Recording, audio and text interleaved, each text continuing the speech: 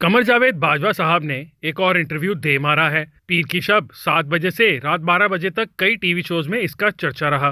سرسری انداز میں مذکورہ انٹرویو میں موجنا چیز کا ذکر بھی ہوا تھا۔ باجوہ صاحب نے خود کو مجھے ایک ٹی وی شو سے فارغ کروانے میں اپنے کردار سے انکار کیا۔ ان کی مہربانی، عرصہ ہوا ویسے بھی اپنی اوقات دریافت کر چکا ہوں، اس بابت جی کو ملال بھی نہیں، ہم کہاں کے دانا تھے والی حقیقت تسلیم کرنا ہے۔ بے حیثیت صحافی یہ بات بھی 1980 کی دہائی سے جان چکا ہوں کہ اگر آپ کی دی ہوئی خبریں یا تواتر سے لکھے کالم نمائشی یا ان کی ڈوریاں ہلانے والے حکمرانوں کو پسند نہ آئیں تو وہ کم از کم آپ کو بے روزگار کرواتے ہوئے بدلہ ضرور لیتے ہیں۔ ان کے لیے اس نو کے اقدام کو آزادی اظہار کے فقدان کی سیاپا فروشی کے لیے استعمال کرنے کی ضرورت محسوس نہیں کرتا۔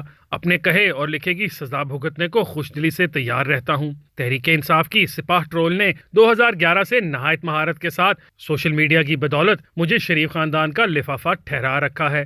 گزشتہ 2 برسوں سے ٹوکری کا ذکر بھی ہوتا ہے۔ مجھے شریف خاندان کا غلام ٹھہراتے ہوئے شاذ ہی کسی نے یاد رکھا کہ نواز شریف صاحب کی دونوں حکومتوں کے دوران میرے کتنے ناز اٹھائے گئے تھے۔ مسلم لیگ نون ان دنوں ایک بار پھر حکومت میں ہے۔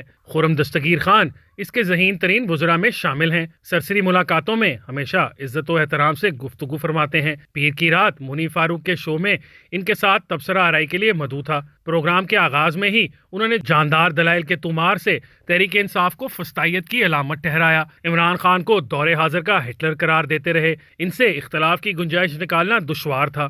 اقتدار کے کھیل کا درینہ شاہد ہوتے ہوئے تاہم ہمیشہ مصر رہا ہوں کہ یہ اصولوں کے تابع نہیں ہوتا۔ اشرافیہ کے مابین تخت یا تختہ والی جنگ ہوتی ہے۔ مذکورہ حقیقت کو نگاہ میں رکھتے ہوئے میں کسی بھی سیاستدان کو اصولوں کی بنیاد پر زیر بحث لانے سے گریز کرتا ہوں۔ میری دانست میں اہم ترین بات یہ جاننا ہے کہ اقتدار کی جنگ میں مصروف کھلاڑیوں کے اہداف کیا ہیں۔ وہ سمجھ میں آ جائیں تو تبصرہ نگار کی حیثیت میں فقط یہ جاننے کی کوشش کروں گا کہ کون سا فریق اپنے اہداف کے حصول میں کامیاب دکھائی دے رہا ہے۔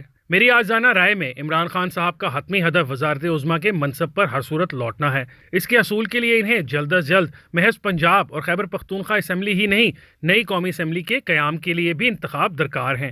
فوری انتخاب کے حصول کے لیے اپنے مہرے بڑھاتے ہوئے تحریک انصاف کے قائد کو یہ خدشہ بھی لاحق ہے کہ انہیں عام انتخابات سے قبل عدالتی عمل کے ذریعے نااہل کرانے کی کوشش ہوگی۔ مسلم لیگ نون کے قائد نواز شریف 2017 میں پاکستان کی اعلیٰ ترین عدالت کے ہاتھوں انتخابی عمل میں حصہ لینے کے لیے تاحیات نااہل ٹھہرائے جا چکے ہیں۔ ان کی نااہلی کا ازالہ سپریم کورٹ کے ہاتھوں ہی ممکن ہے اور اس کے امکانات میری کمزور بینائی دیکھنے سے قاصر ہے۔ 2018 کے انتخاب کے بعد نواز شریف کے لیے آئندہ انتخاب میں بھی قانونی وجوہات کی بنا پر حصہ لینا ممکن نہ ہوا تو ان کے حامی اس عمل کو غیر منصفانہ تصور کریں گے، مصر رہیں گے کہ عمران خان کی ٹکر کے سیاستدان کو انتخابی عمل سے باہر رکھتے ہوئے تحریک انصاف کو کھلا میدان فراہم کر دیا گیا ہے۔ نواز شریف کی بھرپور شرکت کے بغیر ہوئے عام انتخابات کے بالآخر جو نتائج برآمد ہوں گے اس کا اندازہ ہم آج کے ہیجان میں لگا نہیں سکتے۔ مستقبل کو نظر انداز کرتے ہوئے فی الوقت عمران خان صاحب کے ذہن میں موجود نااہلی کے خدشے پر توجہ مرکوز رکھتے ہیں۔ اس ضمن میں 2 مقدمات ہیں جن کا گزشتہ کئی مہینوں سے مسلسل ذکر ہو رہا ہے۔ ایک کا تعلق توشہ خانہ سے جڑے معاملات سے ہے اور دوسرے کے ذکر سے میں گریز کو ترجیح دوں گا۔ موجودہ حکومت کے بہی خواہ کئی ہفتوں سے انتہائی اعتماد سے یہ بتا رہے تھے کہ توشہ خانہ کے حوالے سے عمران خان کے خلاف بنایا گیا کیس انگریزی محاورے والا اوپن اینڈ شٹ کیس ہے۔ سادہ زبان میں اسے چٹ منگنی پٹ بیاہ کہہ لیتے ہیں۔ بہرحال ہمیں بتایا جا رہا تھا کہ جیسے وہ اس مقدمے کے حوالے سے متعلقہ عدالت کے روبرو حاضر ہوئے ان کے خلاف فرد جرم عائد ہو جائے گی۔ ان کی نااہلی کا عمل لہٰذا قانونی اعتبار سے باقاعدہ شروع ہو جائے گا۔ اسلام آباد کی جس عدالت میں ان کے خلاف فرد جرم عائد ہونے کی توقع تھی اس کے روبرو پیش ہونے سے عمران خان کتراتے رہے۔ بالآخر گزشتہ ہفتے اس کے لیے لاہور سے اسلام آباد پہنچے تو ان کے پرستاروں نے ان کی گاڑی کو دیوانہ وار گھیرے میں لے لیا۔ اپنی جان کو درپیش خطرات کی بنیاد پر عمران خان گاڑی سے اتر کر ہجوم سے گزرتے ہوئے عدالت پہنچنے کا رسک لینے کو آمادہ نہیں تھے۔ ان کا دعویٰ ہے کہ پرستاروں کے ہجوم میں ان کے ممکنہ قاتل بھی موجود تھے، وہ ان کی صورتیں پہچانتے ہیں۔